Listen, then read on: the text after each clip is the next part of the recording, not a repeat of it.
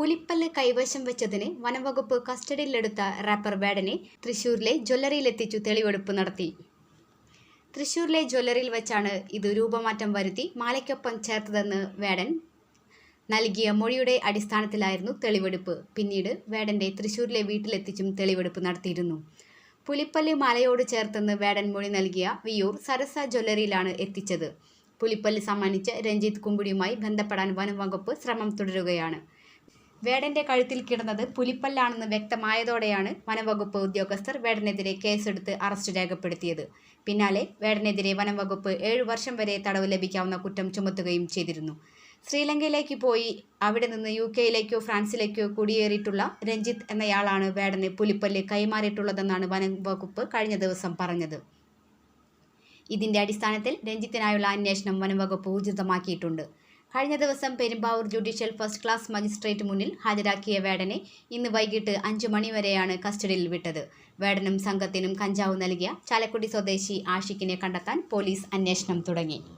അതേസമയം വീട്ടുകാരോട് ആവശ്യമില്ലാത്ത ചോദ്യങ്ങൾ ചോദിച്ച് ഉപദ്രവിക്കരുതെന്ന് തെളിവെടുപ്പ് കഴിഞ്ഞു മടങ്ങുമ്പോൾ വേടൻ മാധ്യമപ്രവർത്തകരോട് പറഞ്ഞു. എന്തെങ്കിലുമൊക്കെ ചോദിച്ച് വീട്ടുകാരെ ഉപദ്രവിക്കാൻ നിൽക്കരുത്, ദയവ് ചെയ്തിട്ട് പാവങ്ങളാണ്, വേടൻ പറഞ്ഞു.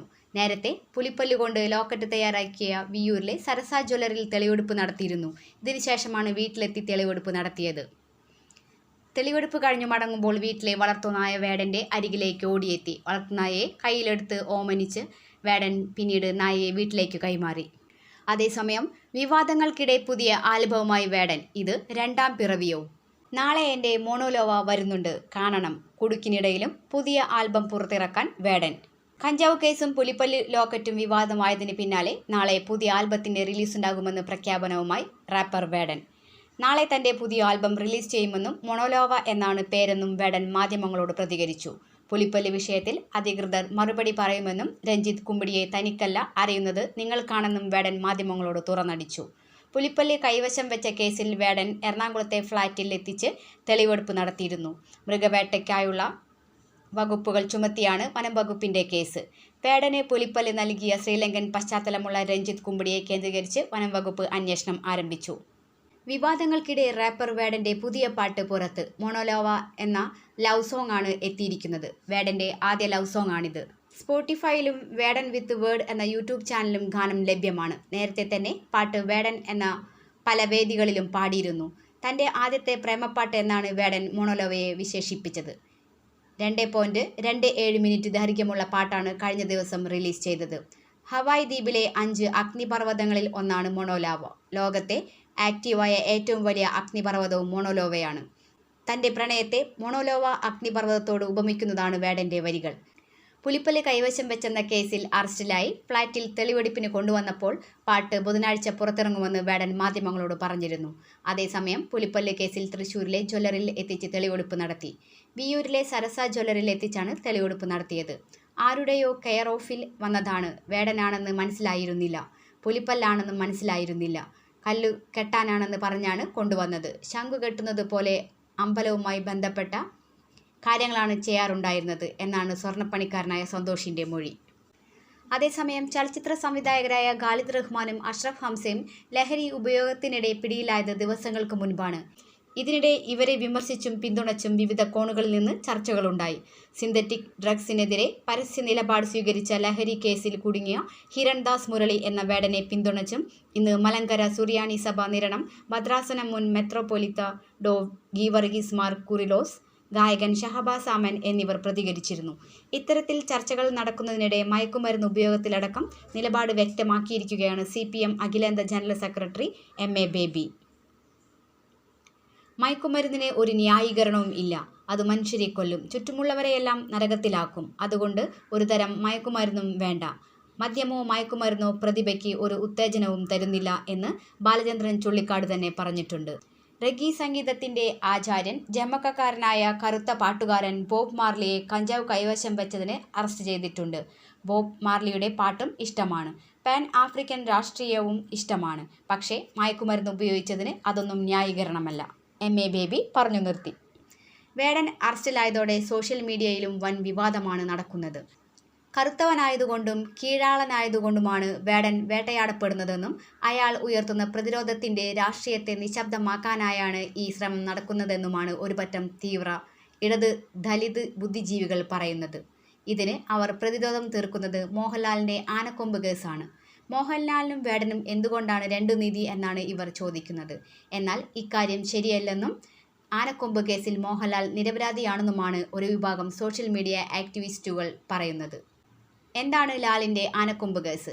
സ്വതന്ത്ര ചിന്തകനും സോഷ്യൽ മീഡിയ ആക്ടിവിസ്റ്റുമായ TK നിശാന്ത് പെരുമന ഈ വിഷയത്തെക്കുറിച്ച് വിശദമായി എഴുതിയിട്ടുണ്ട്. മോഹൻലാലിൻ്റെ കൊച്ചി തേവരയിലെ വീട്ടിൽ 2011 ഡിസംബർ 21 ആദായ നികുതി വകുപ്പ് നടത്തിയ പരിശോധനയിൽ 2 ജോഡി ആനക്കൊമ്പുകൾ കണ്ടെടുത്തതാണ് കേസിന് ആധാരം. ആദായ നികുതി വകുപ്പ് ഈ കേസ് വനം വന്യജീവി വകുപ്പിന് കൈമാറി. Kodanad forest range officer 2015 December 2 കോടതിയിൽ അന്തിമ റിപ്പോർട്ട് നൽകി. മോഹൻലാൽ ആയിരുന്നു ഈ കേസിലെ ഒന്നാം പ്രതി. സമാനമായി വേടനെ കഞ്ചാവ് കൈവശം വെച്ച കേസിൽ അറസ്റ്റ് ചെയ്യുമ്പോൾ പുലിപ്പല്ല് ഉണ്ടായിരുന്നു. പോലീസ് കേസെടുക്കാൻ വനം വന്യജീവി വകുപ്പിന് കേസ് കൈമാറി. ഇന്ത്യൻ നിയമം അനുസരിച്ച് വന്യജീവികളുടെ ഈ വസ്തുക്കൾ വീട്ടിൽ സൂക്ഷിക്കുന്നതിന് പൂർണ്ണമായ നിരോധനം ഉണ്ടായിരുന്നു. എന്നാൽ 2003 ഭേദഗതി പ്രകാരം ഇതിന് ലൈസൻസ് ഏർപ്പെടുത്തി കൈവശം വയ്ക്കാം എന്നായി. അതായത് ഇന്ന് ഇന്ത്യയിലെ നിയമം അനുസരിച്ച് ഗവൺമെൻറ്റിന് അനുമതി ഇല്ലാതെ വന്യമൃഗങ്ങളുടെ ശരീരഭാഗങ്ങൾ ഒരു തരത്തിലും കൈവശം വയ്ക്കാൻ അനുമതിയില്ല. ഇത് വ്യാപാരം ചെയ്യാൻ ഒരു നിയമവും അനുവദിക്കുന്നില്ല. നിയമപ്രകാരം ഒരാൾക്ക് ഈ വസ്തു ലഭിച്ചതിനെപ്പറ്റി കൃത്യമായ വിവരവും തെളിവുകളും സത്യവാങ്മൂലം സർക്കാർ നൽകുമ്പോഴാണ് ലൈസൻസ് അനുവദിക്കുന്നത്. മൃഗങ്ങളുടെ വേട്ടയാടലും വിൽപ്പനയും തടയുന്നതിനാണ് ഈ നിയമം നിലവിൽ ഉള്ളത്. ഇവിടെ മോഹൻലാലിനും വേടനും സർക്കാർ ലൈസൻസ് ഉണ്ടായിരുന്നില്ല. അപ്പോൾ വനം വന്യജീവി വകുപ്പ് കേസെടുത്ത് അന്വേഷിക്കേണ്ടി വരും. അത് 2 കേസിലും നടന്നിട്ടുണ്ട്. മോഹൻലാലിൻ്റെ കേസിൽ അതിലെ തന്നെ പ്രതികളിലൊരാളായ കൃഷ്ണകുമാറിൻ്റെ കൃഷ്ണൻകുട്ടി എന്ന ആന ചെരിഞ്ഞപ്പോൾ ആ കൊമ്പ് മോഹൻലാലിന് സമ്മാനമായി നൽകിയതാണെന്നും കൊമ്പുകൾ കാട്ടാനയുടേതല്ലെന്നുമായിരുന്നു വനം വകുപ്പിൻ്റെ കണ്ടെത്തൽ. വനം വകുപ്പ് മന്ത്രി തിരുവഞ്ചൂർ രാധാകൃഷ്ണൻ മുൻകൈയെടുത്ത് ആനക്കൊമ്പ് തിരിച്ചു മോഹൻലാൽ നൽകുകയും ചെയ്തു. മോഹൻലാൽ ഈ കൊമ്പ് വിലയ്ക്ക് വാങ്ങിയിട്ടില്ല, മറിച്ച് സമ്മാനമായി ലഭിച്ചതാണ്. വേടനും പുലിപ്പല്ല് വിലയ്ക്ക് വാങ്ങിയതല്ല, സമ്മാനമായി ലഭിച്ചതാണെന്നാണ് തന്നെയാണ് പറയുന്നത്.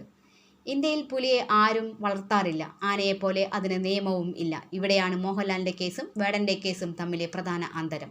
മോഹൻലാൽ കേസ് നിലവിൽ ഉള്ളപ്പോൾ തന്നെ 2015 ആനക്കൊമ്പ് കൈവശം വയ്ക്കാൻ അനുമതിക്ക് സർക്കാരിനെ സമീപിച്ചിരുന്നു.